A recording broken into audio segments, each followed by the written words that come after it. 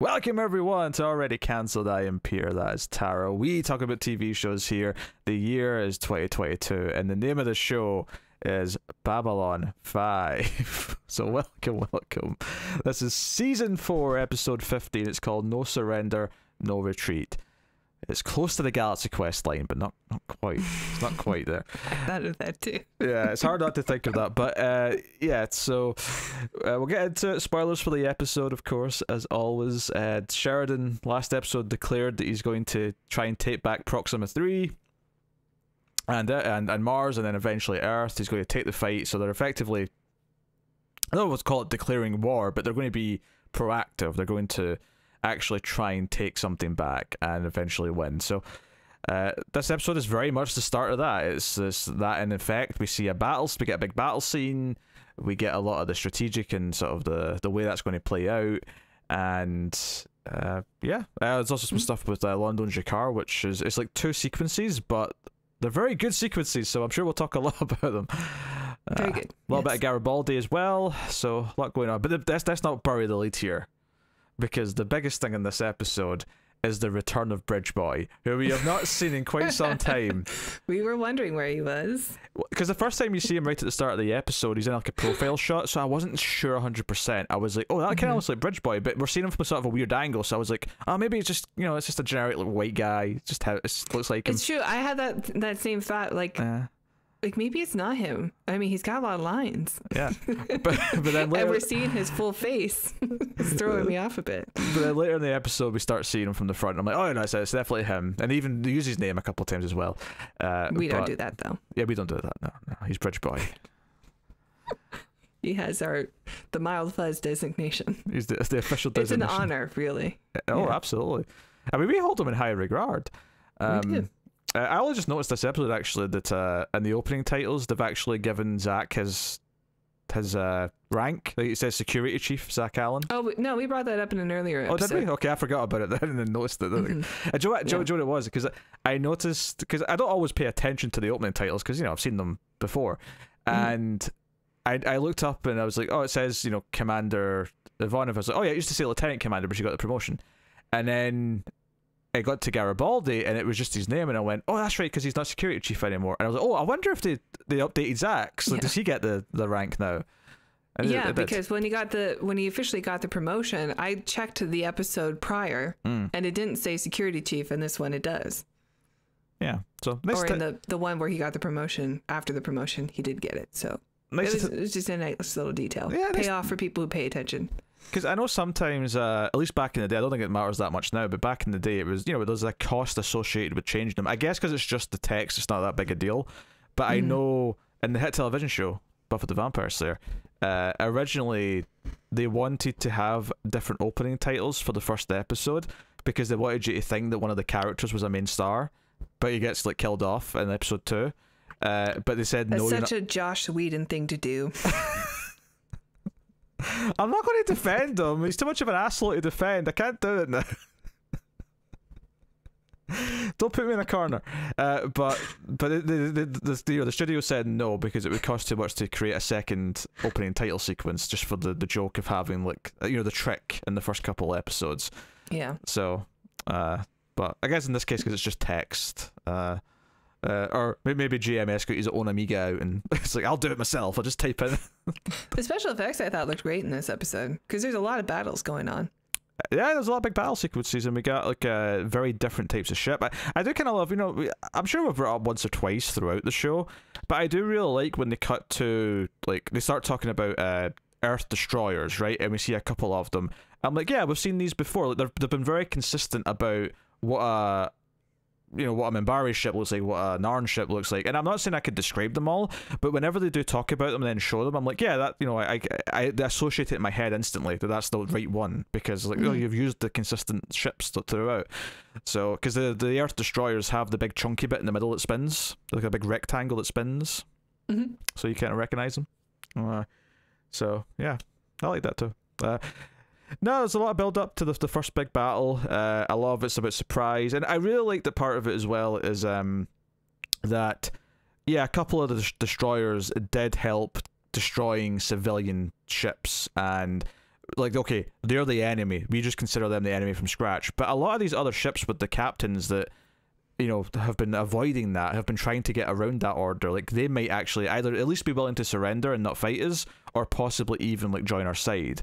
And so much of the fight is, like, trying to convince, like, the others and the captain, you know, one or two captains that Sheridan knows, like, saying, hey, you're staying out of this, it's an illegal order.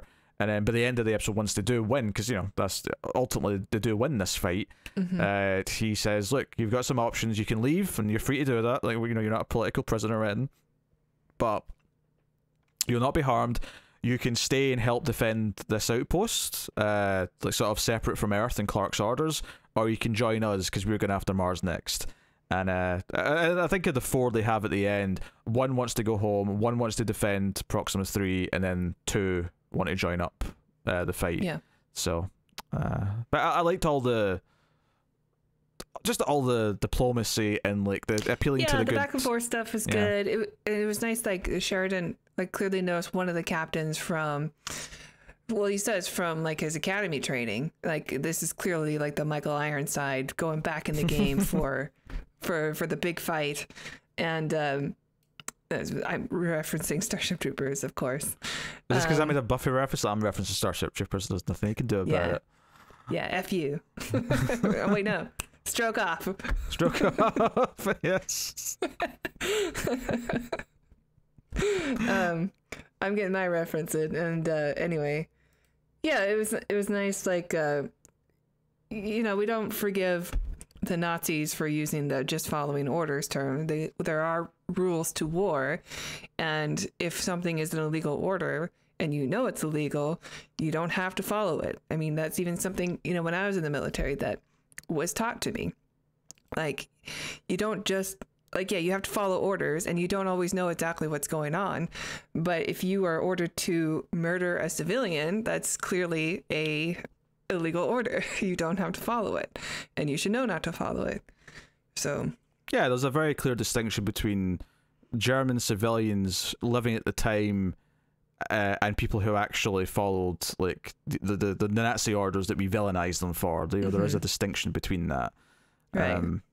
Yeah, obviously it's a very murky one, and, you know, like, it's a whole investigation for certain people, like, whether or not, you know, like, that's a lot to get into. Well, sure, yeah, but, and like, there are definitely, you know, people in my country who probably should be on trial for that, but we call them heroes instead. So it still happens, you know. But it's definitely something that you can stand up for yourself and say, like, no, I'm not just following an order if it's immoral, if it's wrong. And this entire campaign that Sheridan is going on is based on a major breaking of that. You know, it was Clark destroying a ship or a station with thousands of civilians, injured civilians at that, that prompted this. So the idea that he can appeal to some like-minded military people who hold those same morals and beliefs makes some sense. You know, it adds up.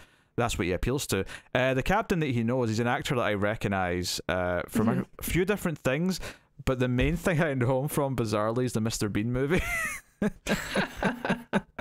He's definitely a face I recognize. He's probably in some Star Trek. He's also in Jason Goes to Hell, The Final Friday, which is by far the worst Friday the 13th movie. We don't talk about it. He's in Big Lebowski, which I imagine a lot of people probably know him from.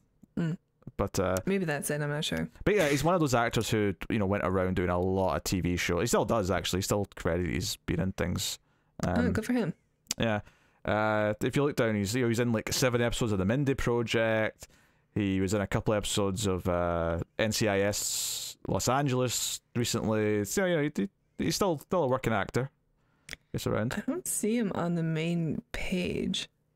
Well, this is the thing. His name is Richard Grant, which actually, when I saw the I'm thinking of a white guy, actor named Richard Grant. Yeah, yeah. See, when I saw the name Richard Grant at the start of the episode, I thought, what, Richard, as in Richard E. Grant? I was like, he's going to be in this? And it's not. It's just this guy just happens to have the same name. I mean, he could be. He's the right age for it. Yeah, but he was like he's like a huge star, but like, I don't see him popping up on this. Yeah. You never know. I mean, what's his face? Heisenberg showed up. True. Yeah, but he was a much smaller. He was not the star. He was not Bryan Cranston post Breaking Bad. No, come on. That said, Bryan Cranston's a pretty like down to earth, easygoing guy. I feel like he might do a guest part on something if someone asked him. Yeah, I'm not really sure what I recognize him from, but he was definitely a face and a voice where I'm like, I've seen him in some things before, and he's got a ton of credits, mostly TV, and shows that I've watched. Oh, he's in the 1998 Godzilla, apparently. As Richard E. Grant. What? That sounds like a mistake. It sounds like someone thought they were talking about the British actor and like typed in his name as Richard E. Grant. Is it for Johnny Be Good also, another film? That's interesting. But maybe he just happens to have the same middle, well, not the same middle name, but the same middle initial. They've probably called each other and been like, look, we're getting each other's parts here. We got to work this out.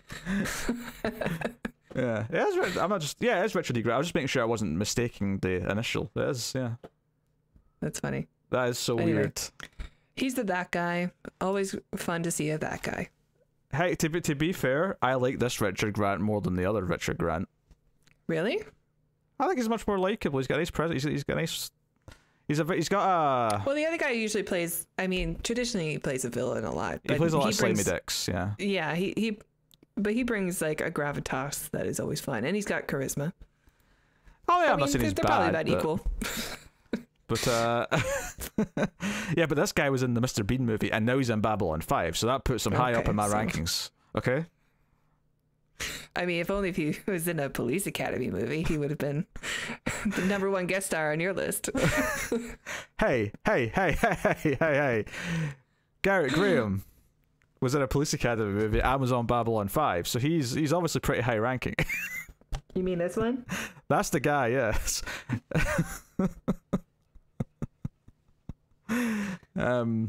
So do not downplay my love of Garrett Graham just because you happen to be obsessed with the man. I was a fan of Garrett Graham in Police Academy 6 City Under Siege long before you came along and discovered his greatness. That is true. He is the best. But yes. But no, so yeah, Richard Grant, who's... Because I ever realized when I was watching that this was the guy whose name was Richard Grant. I just thought, I know this guy from stuff. It was when I looked at his name afterwards, I went, he's Richard Grant. Yeah, I thought it was. I literally thought, well, that can't be the guy. Yeah. When I was scrolling through it. Yeah. So no, but he's got he's the sort of guy that I do see like either in a uniform or a business suit at a desk, like making big decisions a lot. He's got gravitas to him. Mm-hmm. So no, yeah, it was nice to see him. So yeah, the battle scenes are fun. There's a lot of tension and like waiting to see what the other ships decide to do, if they want to get involved or not. They sort of do like a two-sided attack. So the main ship in the middle, the one who's in command, who's trying to get, who wants to fight the White Star Fleet. He's the one who is pro President Clark. I do love that Richard Grant's character. He does have a second in command who tries to like take command from him, because the leader of the fleet's like, hey, I'm promoting second in command to captain, take that ship and get in the fight now. But luckily this captain, Richard Grant's character, he has the respect of most of his crew who stick up for him and like take this guy down. So yeah, good little sequence. They're not willing to mutiny, or maybe they are willing to mutiny, whatever it is. It depends. Well, it depended on your opinion of who's still in charge. Is it the guy who's just been promoted by the fleet like leader, or is it the one who, no, you do serve that captain and you trust his opinion and his orders, so you're going to stick by him? Well, it sounds like everybody's been a little bit iffy on these orders anyway. Yeah. And so maybe they were looking for an excuse to like stand down. For sure. Yeah, well, that's the thing. Yeah, the leader of the fleet is willing to like let their ship be destroyed. He's calling Sheridan's bluff, and it's actually second in command, the woman who says, "I'm taking command of this ship, and I'm surrendering." That's the word. It's in the title of the episode, and yeah, I forgot the word. But yeah, never surrender. Never give up. Never surrender.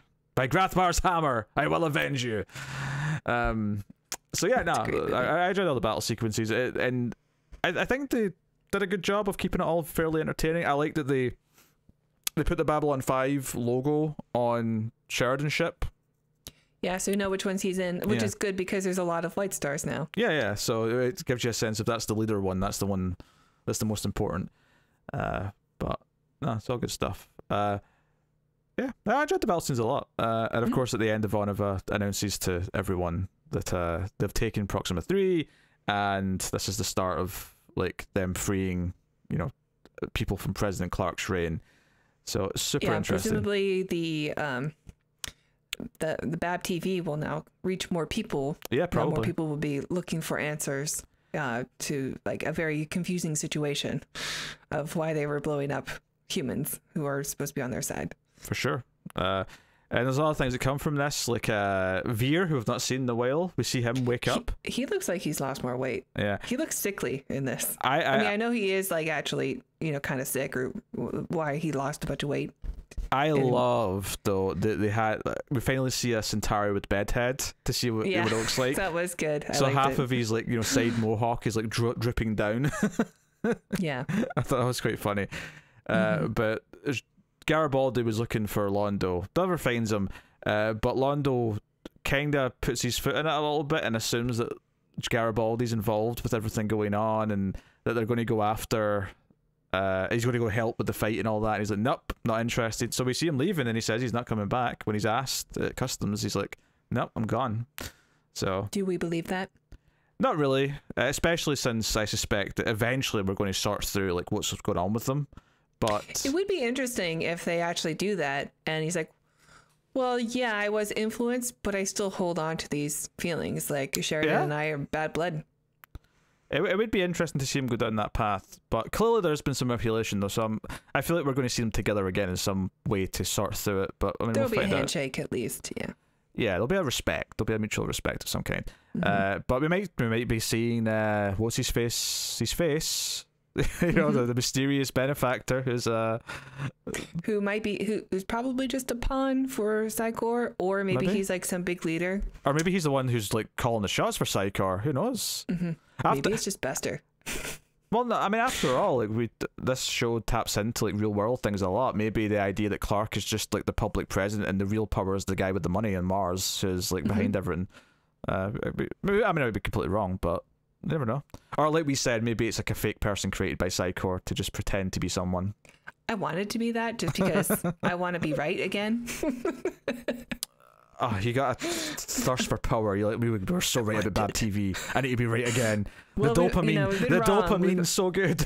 I know. I just need one more hit straight to the veins. You know, but we were pretty wrong with the Minbari stuff, so let's. I just need a win. Yeah, but it's nice when you're wrong, and then what they do is super cool and interesting. Oh yeah, I suspect it'll be fine. Yeah, because that's the thing. It's like there's nothing wrong with being right. And then it turns out you're right because they planted the seeds and you picked up on them and it's satisfying. What's the problem is when you're right because it's super predictable because there's nothing interesting happening and then it just plays out. Yeah, you know, that was just like a, you know, if you say enough things, eventually one of them might be right. Exactly. But I haven't had any wins lately, that's all. I just want, you know. Yeah. Well, somehow I predicted that Elvis would show up on the station inadvertently. And then it happened, so. That's funny. Yeah, so someone pointed out in the comments, you technically mentioned Elvis coming to the station, then there was that episode with the 3 impersonators showing up, so... that's funny. I wonder how long ago you made that prediction. I'll take that as a win. It was like middle of season 3, I think, because they said that I predicted something really silly out of nowhere. So... wow. And that's what it was. It was Elvis. Well, I'll let you sit in this moment.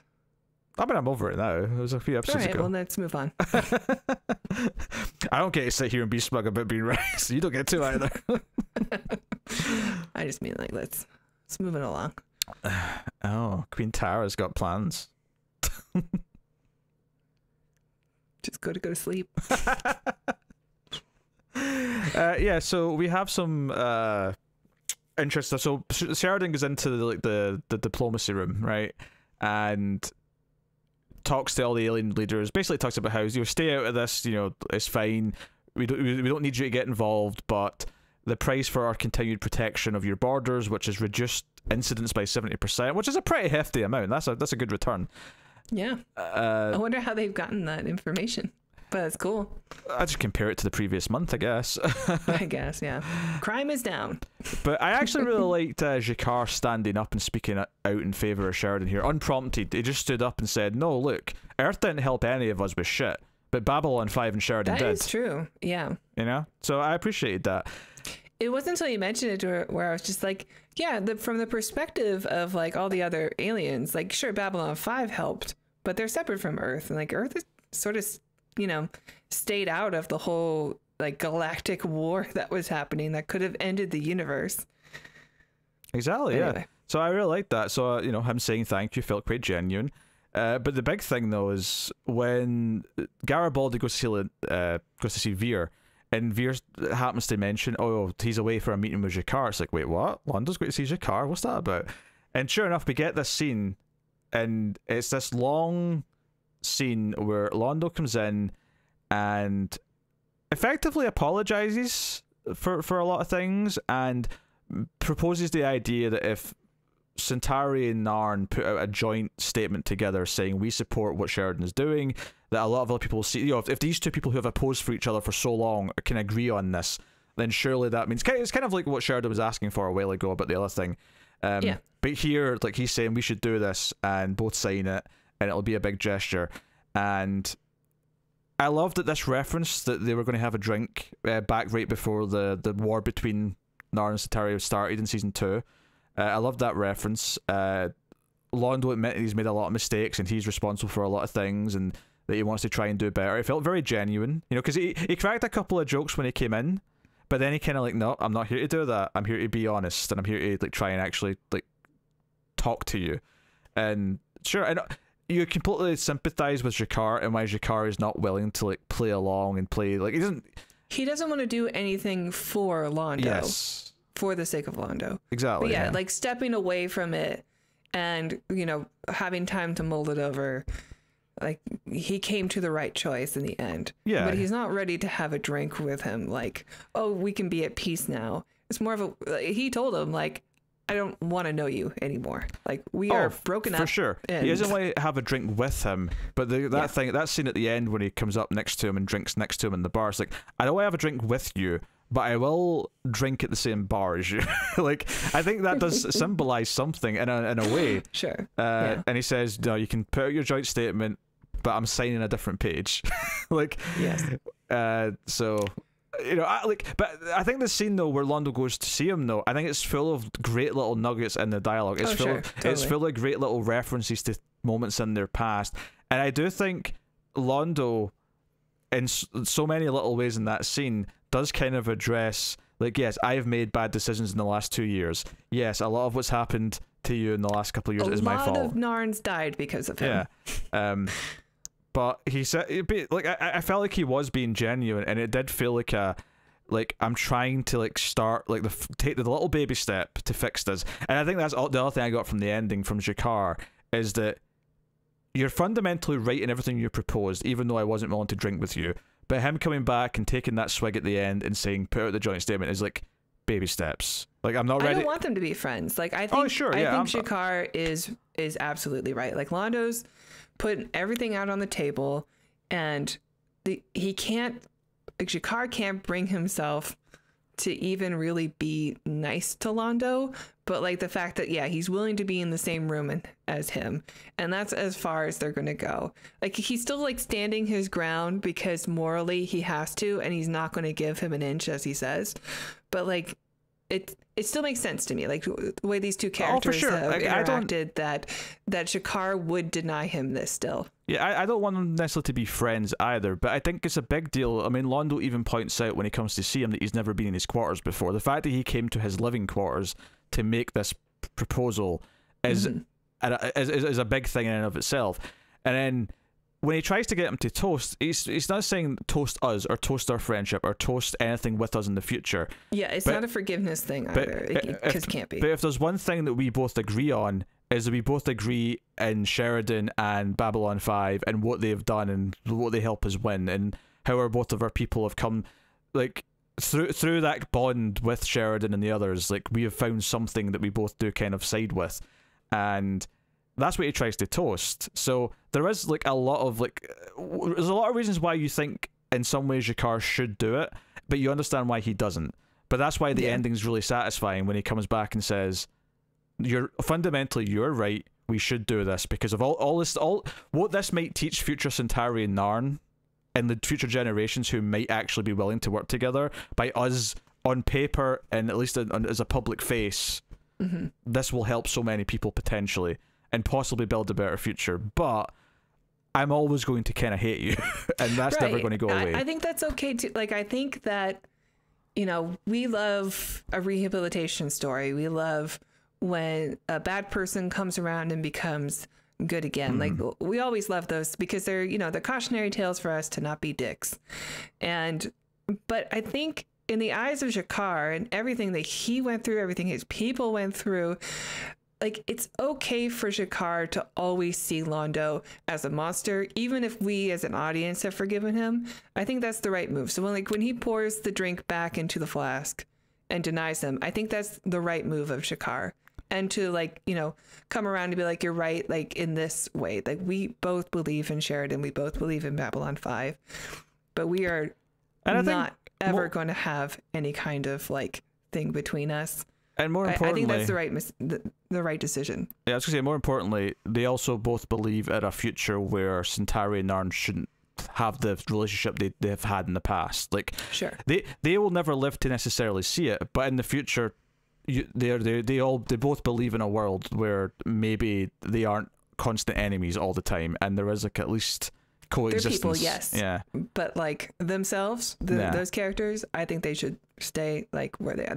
I don't want to see them become friends. Maybe they do. That's okay, but like, I mean, I would rather them stay. This is what we've established. Their characters are towards each other, and it stays that way. Friends is a strong word anyway, but I think Jakar giving the inch at the end is important because so much of like the stuff building up to that war between them in season 2 was about eventually someone has to stop wanting revenge. And fundamentally, while Jakar never has to like him, he never has to be buddy with him, but he has to not be vengeful about it. He has to sort of give up the hatred and move forward. And that's almost what was going to happen. But right as the war was starting, that was so frustrating about what Londo had already made those deals with Morden. So it made it such a great setup. Yeah, because it was like, oh, Jakar was finally coming around to like forgiving in some capacity Londo and try to build a friendship. And yes, the idea of it being a friendship where they go and have a drink together and like laugh and joke, that's never happening. That's okay. At least I don't think it'll ever happen. But if it does, it would be, I mean, it would be a stretch. It would be impressive if it feels natural. Like if it feels like it works, it would be impressive. But I guess what you're saying ultimately is that there's more nuance in the idea that he can move forward and make the right choices to work with Londo when need be, but that doesn't necessarily mean magic TV friendship all of a sudden. And it never really should necessarily be that. That said, though, that said, in the future, you know, there is kind of this, like, there's definitely there seems to be a little bit of thing, but they do still kill each other. So yeah, well, that's the thing. He calls them old friend. I'm not taking that literal. I'm taking that more of like a frenemy thing, where, like, we've seen eye to eye for so long, and we actually have been good allies in a lot of ways, but fundamentally, that resentment's always kind of been there. And yeah. You know. Fundamentally, he did still cause a war that led to a lot of Narns dying. But if he can work with Londo for a better future, then that is like, there's no being a bigger man than you could possibly think, or being a bigger Narn in this case. Man Narn, yes, as opposed to women Narn, who's Natoth, and that's the only one I can name. But she's been gone for a long time. Yeah, Jakar's been on his own. Maybe she died in the war. Who knows? Oh, maybe. But I really love that scene, and you know, obviously because of what we've been focused on, we've not had a ton of Londo or Jakar for a while. But having both of them together, I mean, you put your heavy hitters in, you know, together in one room where they have to talk stuff out. You know, it's going to be good. It shows so. It's going to be a highlight. Even the scene where Londo walks into the meeting and Jakar's like sitting there, the way the camera sits on Jakar once it reveals him, and you see Londo sitting down in the background. And it's just this awkward moment.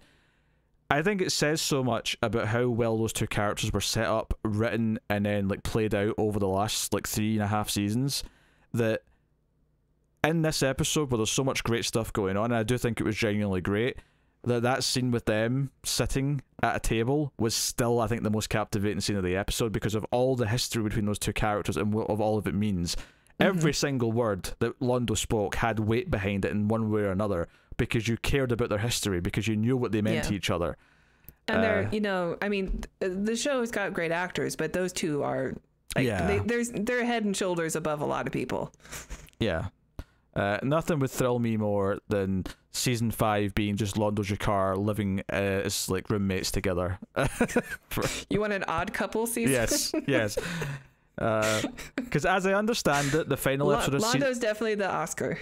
Yeah, because the final episode of season 4 was just delayed to be the final episode of season 5, meaning that 21 of the 22 season 5 episodes just need something to fill with. And I know that there's some plots that were scrapped that then were brought back for season 5 and other stuff, but my hope is that it's just Londo and Jakar living together and dealing with like the rent and what to have for breakfast. I hope it's just Jakar like hiding behind things the whole time and then just sneaking around the corner slowly. It's like, Londo, you've using too much electricity again. It's like, and then just backs away. Yeah. No, Sneaky Jakar was my favorite Jakar. Phenomenal scene, and then the payoff to it later is great. And it's one of those things where you don't need to have like a plot of Jakar like coming to that realization. We know them so well at this point that you can have him just come in at the end and say, "No, you're right. Do it." Bigger picture. Yeah. We know them well enough at this point that you can get away with that for certain things. So no, really loved that stuff. And all the main stuff with Sheridan and the war was all great too. Like I really enjoyed all that. It was a really good episode. Yeah, very hard to fault much of this one. I'm very invested in the Garibaldi plot, so even just a little tease of something with that was nice too. You could even argue it's kind of notable. Like, if you have the 3 plots in this one, Jakar and Londo very much represent what the show has been up until recently, right? Because they were so much the focus of that. And then you've got Sheridan and his war right now. Garibaldi leaving all of it behind and not hanging around for Sheridan or Ivanova, not hanging around for his buddy Jakar. Him leaving it is kind of like a signpost that he has gone off on his own travels right now. And do we know why Garibaldi went to go see Londo? Is it just because he was leaving and he wanted to like have some words with him, or? Yeah, I think he said something to the effect of it'll help him cut through some red tape. Oh, that's right, yeah. Or something like that. But that could have been like covering up what he maybe didn't want to tell Veer. Maybe there was something he personally wanted to talk about. We don't know. Yeah, because that would be interesting if he went to Londo and not Jakar after that turn in the relationship, where he was really abandoning Londo as a friend because of the decisions that Londo made and started to help Jakar and become closer to him. So yeah, one of the would be interesting because he's under the influence that he would go back to his old buddy. Yeah. Well, I think one of the things I liked, I guess thematically, I like that Londo missing him then it shows in a sort of like thematic way that he's moved on and he's not that same guy that Garibaldi knew at the start of the show. That he is willing to try, so that's why he missed him and he's with Jakar. I think one of my favorite things that Londo said actually during that scene with Jakar is when he talks about how a couple of decisions in a minute like almost endangered these entire people because of the deals that he made with like Mordin and the Shadows, like him seeing himself as the enemy and like questioning who the enemy actually is and that he can easily become the enemy to his own people. Compare that to him just ranting at season 1 about how the glory days of the Centauri and taking back Narn, and like it's just very different. So I like that contrast quite a bit. But yeah, now I'm excited about the Garibaldi stuff too. It seems like it's building up to some cool stuff. It feels like obviously like the Psycho and Bester have always been this like thing hanging over the characters in the show, but this is the first time like they've really got under the skin in terms of like really affecting one of the characters in a way that is like, oh, this might not end well for Garibaldi. This is already like affecting his relationship with everyone, and like the stakes personally are quite high. Yeah, well, plus I guess at this point they still think that this is the end of the series. Yeah. So depending how it's gonna end. Yeah, there were some comments talking about how that's why the Minbari War was maybe a bit shorter than it otherwise would have been. Is that there was some certain things they felt they had to get through this season because they thought it was going to be the last.